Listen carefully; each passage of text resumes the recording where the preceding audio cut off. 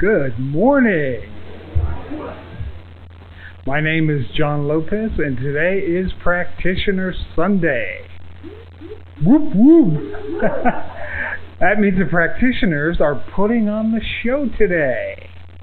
And this is the last Sunday of our monthly theme, which is It's a Wonderful Life. And so our topic today is the ultimate gift in the season of gift giving. So we were asked to come up with what we thought the ultimate gift would be for us. And so after thinking about it for a little while, I thought, well, what is the ultimate gift? And I went through the usual. Well, number one was, this teaching is certainly a very, very important gift for me. And of course, there are the other things, like love and gratitude and all these wonderful other attributes of spirit. But then I thought, for me, what is the ultimate gift? And for me, it's life. Life, to me, is the ultimate gift. And the amazing, miraculous state that I am alive and I know it.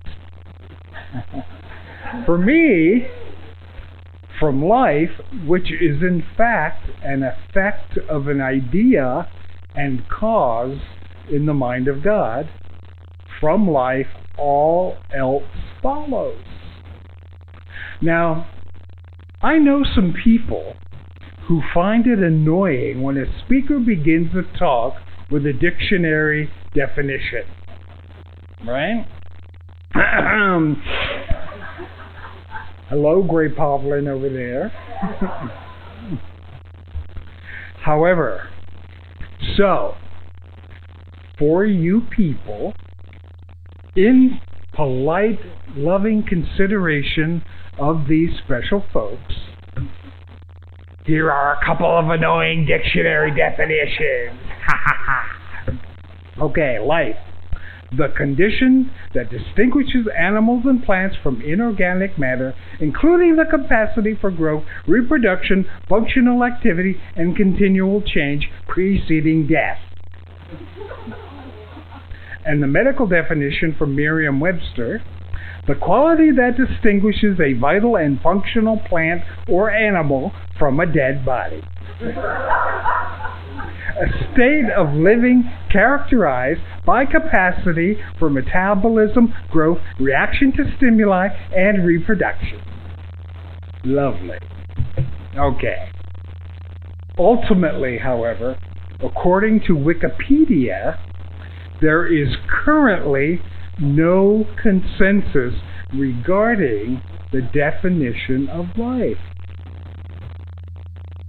However, in the Science of Mind textbook, our founder, Ernest Holmes, puts it like this: see life as one continuous expression of the infinite self. Humanity is a threefold principle of life and action. It is spirit, soul, and body. From the spirit, humanity receives inspiration and guidance. In the soul, it finds a perfect law of life. And through the body, it proves that it is a real individualization of the invisible principle. Man, humanity, is the only self-knowing mind of which we are conscious. A self-knowing mind, of course, is one that is conscious of what it knows. After which, I might add, our capacity for volition, thought, choice, and then action. From these attributes, all else follows. in an unbroken continuum and oneness with God, or, according to author Gary E. Schwartz, Ph.D., God, G-O-D, the guiding, organizing, designer principle that has no gender, or G-O-D-P if you want to be picky. So of late, I've been marveling at this amazing power and force, this divine, undefinable creator intelligence that manifests and animates and sustains all living things, even what we might call the so-called non-living. Because I'm reminded of the quote, God sleeps in the rock, dreams in the plant, stirs in the animal, and awakens in man. Well, I certainly experienced this during my visits to Sedona, where I could definitely sense life and consciousness in those magnificent red rocks. How many of you have had that experience? Yeah, absolutely. So for me, this thing called life is the miraculous and the fullest expression of God on this plane and on this planet. And the highest form of its expression is in, through, and as us. Through and as life, and therefore us, God experiences beauty and joy and the fulfillment of creation. Creation and life is not stagnant, however. It is, and we are, and everything is continuously growing and evolving into higher and higher forms of expression. Thomas Troward says that at least here, God began life as subconscious multitudes of primitive life forms with no individual volition, which existed through the law of averages and has evolved into individualized forms that each possess their own capacity for self-consciousness, volition, and choice. He says that in proportion as intelligence advances, the individual ceases to be subject to a mere law of averages and has a continually increasing power of controlling the conditions of his own survival.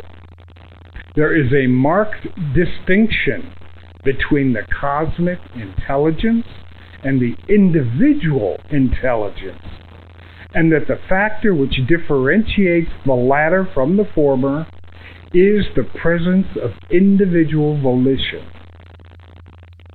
The power of individual volition itself, the outcome of the cosmic evolutionary principle at the point where it reaches its highest level. So if man is to evolve further, it can now only be by his own conscious cooperation with the law which has brought him up to the standpoint where he is able to realize that such a law exists. So of late, I've been marveling at this amazing God-created power and energy, this concept and expression called life that creates, animates, and sustains all living things. I love the ability I have to perceive, experience, and know the color, the beauty, the divine design, and perfection of the world and the universe around me as well as within me. I am in awe of the life form that is me.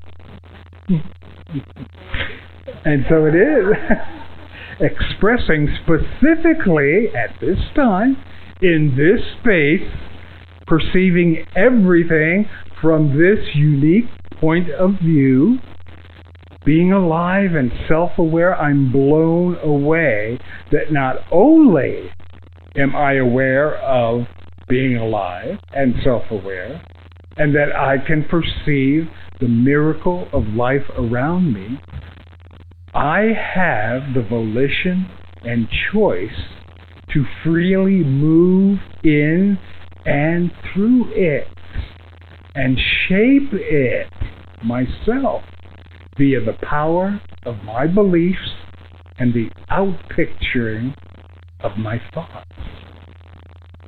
So I wonder, since God created life for its own fulfillment, did it choose my life specifically? Or did I, as God in expression? Or is this one and the same? Whatever it is, this thing called life is for me the ultimate gift. Thank you. Namaste.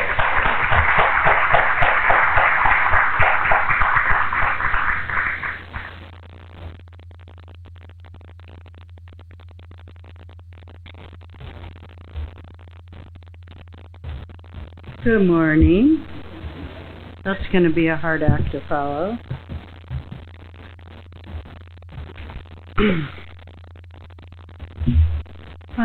This is going to be rather contemplative, I hope. I chose to look at the ultimate gift of love, something I have been seeking to understand for as long as I can remember. What is it? Where is it? Dare I ask for love? Have you asked yourself these questions too? I found many answers in my new book, which I love, The Universal Christ by Father Richard Rohr. He has a Center for Action and Contemplation in Albuquerque, New Mexico, and this is his last book, whereas he decided to withhold nothing from his readers. His first definition is from Pierre Teilhard de Chardin, a priest, who stated, "Love is the very physical structure of the universe." A very daring statement to make from a scientist. Basically, all the energies, orbits, cycles, photosynthesis, force fields, animal instinct, human relationships, and more are simply love under many different forms. Rohr shares that love, which might be called the attraction of all things toward all things, is a universal language, an underlying energy that keeps showing itself despite our best efforts to resist it. Divine love is, of course, the template and model for human love. And yet human love is a necessary school for any encounter with divine love. If you have never experienced human love to the point of sacrifice and forgiveness and generosity, it will be very hard for you to access, imagine, or even experience God's love. Conversely, if you have never let God love you in the deep and subtle ways that God does, you will not know how to love another human in the deepest ways of which you are capable. I remember growing up and having the desire, this seeking to know what the universal energy of love was and how I could discover it. I knew it was here, it was there, I could feel it, I could sense it. It was calling my name. I even took myself to church to find it, but I only found confusion, and love remained elusive. Father Rohr continues, Love allows and accommodates everything in human experience, both the good and the bad, and nothing else can really do this. Nothing. Love flows unstoppably downward around every obstacle, like water.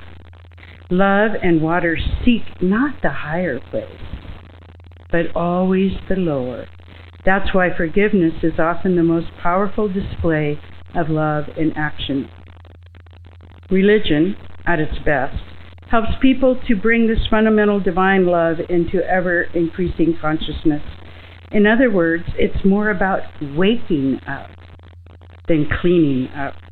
Early religion tends to focus on cleaning up, determining who meets the requirements for moral behavior and religious belief. But Jesus threw a wrench into this whole machinery by refusing to enforce secondary issues like the Sabbath, ritual laws, and purity codes or membership requirements. He saw those as human commandments. Cleaning up is a part of waking up, but most of us put the cart before the horse. Love and growth demand discernment, not enforcement. Mere obedience is usually about cleaning up. Love is about waking up. In God, you do not include less and less. You always see and love more and more. When you look at another person, a flower, a honeybee, the stars, anything, you are seeing the incarnation of God's love, apparent, right near you, right next to you, right here, right now. You cannot think your way into this kind of radiant, expansive scene. You must be caught in a relationship of love and awe now and then, and often it comes slowly through osmosis, imitation, resonance, contemplating, and mirroring. Do you allow this experience into your life? God needs something to seduce you out and beyond yourself. So God uses three things in particular: goodness, truth, and beauty, the attributes of love. Humans seem to want, even need something or someone that we can give ourselves to totally, something that gathers and focuses our affections. In some ways, the object of our affection is arbitrary. It can begin with fly fishing, the love of golf, your pet, or the creation of art. God will use anything to get you focused and flowing. Only a very few start this particular journey with God. All human passions can prime the pump, and only in time do we discover the first and final source of those loves. Whatever elicits the flow for you, that thing is God for you. If we knew how to adore, then nothing could truly disturb our peace. We would travel through the world with the tranquility of the great rivers. I just think that would be marvelous. But only if we know how to adore. Of course, adoration is finally the response to something perfect. But the genius of love is that it teaches us how to give ourselves to imperfect things. We might conclude then that love is the training ground for the ability to adore. And since we focus on healing here at our center, I'd like to share what Father Rohr concludes when he notes that none of the accounts of healing from the gospel are connected to the person's worthiness. And at times the person doesn't even ask for healing himself. Jesus asked them. Still, Jesus is able to complete the circuit of divine electricity, or love, when healing people, sometimes physically, but always spiritually. Jesus never accepted credit for the healing. Rather, he said, "Your faith has saved you. Now go in peace." Rohr says, "I think humans prefer magical religion, which keeps all the responsibility on God for performing or not performing. Whereas mature and transformational religion, like ours, ask us to participate, cooperate, and change. The divine dance is always a partnered two-step. Grace is the natural, loving flow of things when we allow it, instead of resisting it. In light of the great mystery, this unifying love by which the entire material world is governed, we learn that God can never be experienced apart from your best interest being involved. Hard to imagine, isn't it? Those who doubt it have never asked for it or needed love enough to ask for it. Those who ask always know and receive. Human love are the trial runs. Divine love is always the goal. The receiving of love always lets us know there is a giver. I have found that the more open I become to God's love, the deeper I can experience human love. Remember, God loves you by becoming you, taking your side in the inner dialogue of self-accusation and defense. God loves you by turning your mistakes into grace, by constantly giving you back to yourself in larger shape. God stands with you, not against you. And I'd like to close with a poem by Derek Walcott. Love after love. The time will come when, with elation, you will greet yourself arriving at your own door, in your own mirror, and each will smile at the other's welcome and say, "Sit here, eat."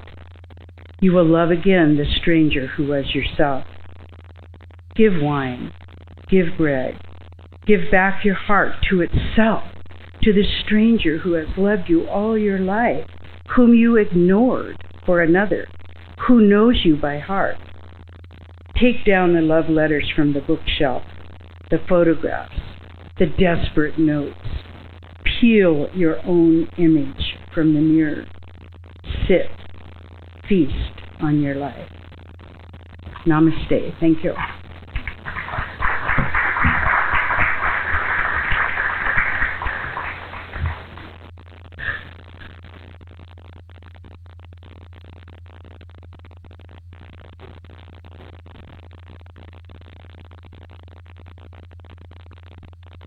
Good morning. Good morning.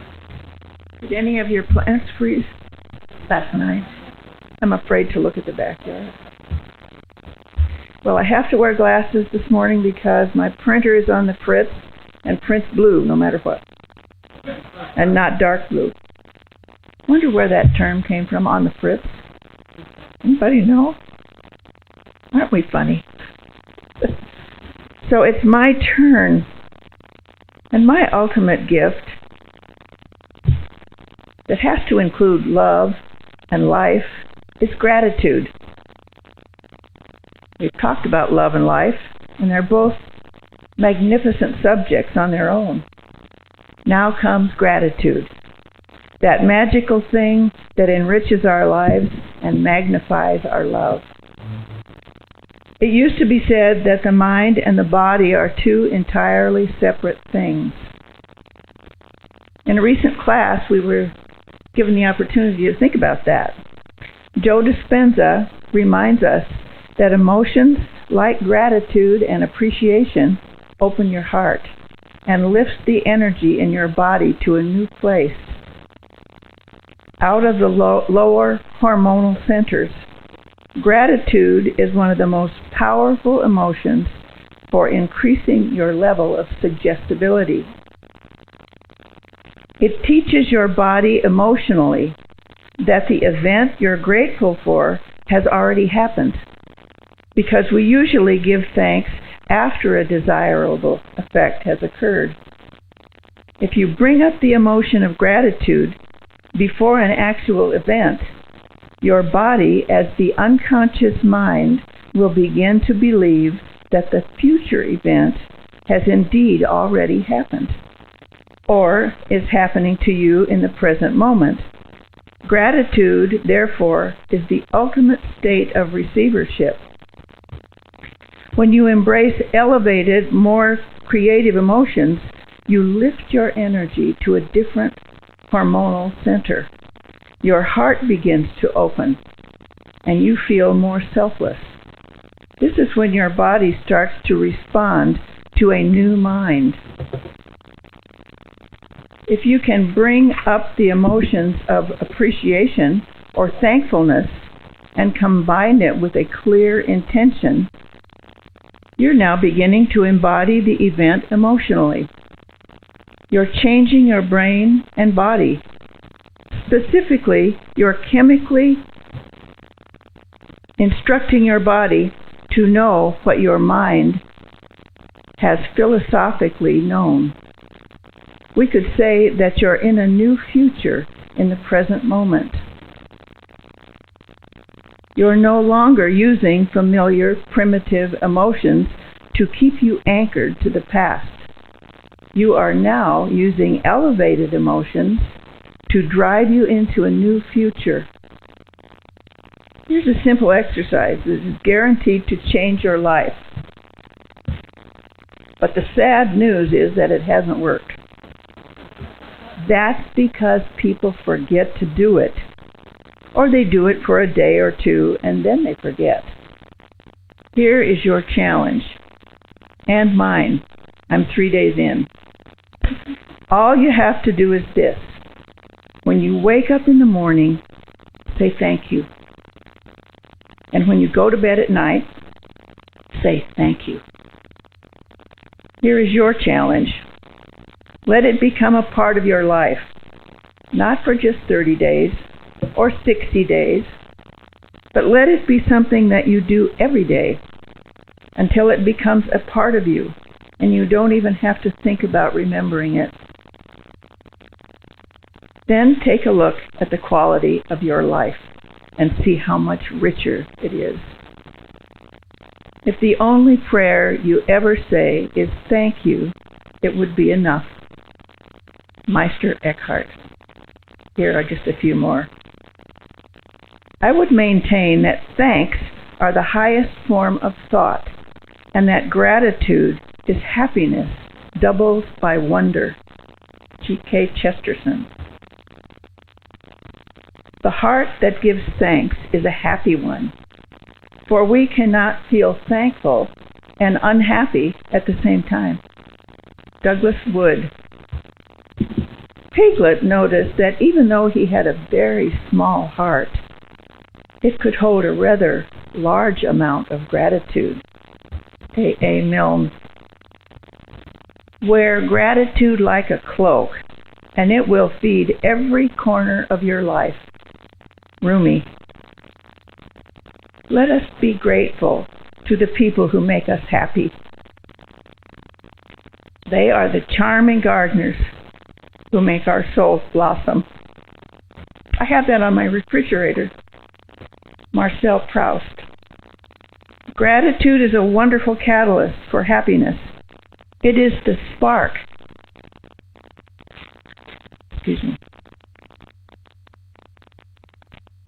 It is the spark of light that fires that fire of joy in your soul. Amy Collette. When I started counting my blessings, my whole life turned around. Willie Nelson. Gratitude unlocks the fullness of life. It turns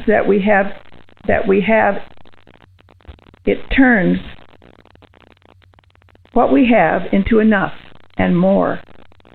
It turns denial into acceptance, chaos into order, confusion into clarity. It can turn a meal into a feast, a house into a home, a stranger into a friend. Melody Beattie. I'd like to end with something you're all familiar with, but we all love to hear it now and then. It's called A Good Day by Brother David Stendhal Rast. You think this is just another day in your life. It's not just another day. Excuse me, I'm losing my voice. It's the one day that is given to you today. It's given to you. It's a gift. It's the only gift that you have right now. And the only appropriate response is gratefulness. If you do nothing else but to cultivate that response to the great gift that this unique day is, if you learn to respond as if it were the first day of your life and the very last day, then you will have spent this day very well. Begin by opening your eyes and be surprised that you have eyes you can see with. An incredible array of colors that is constantly offered to us for our pure enjoyment. Look at the sky. We so rarely look at the sky. We so rarely note how different it is from moment to moment, with clouds coming and going.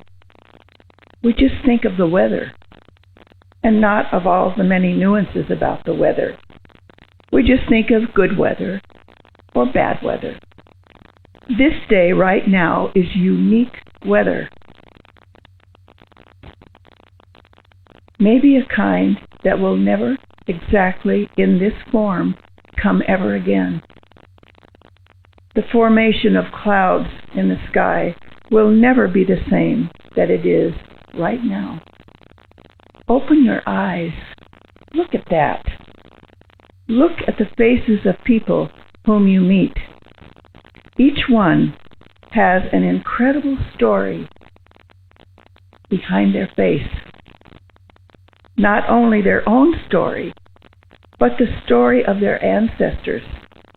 All that life from generations and so many places all over the world flows together and meets you here, like life-giving water, if you only open your heart and drink. Open your heart to the incredible gifts that civilization gives to us. You flip a switch, and there is electric light. Turn a faucet, and there is warm water, and cold water, and drinkable water.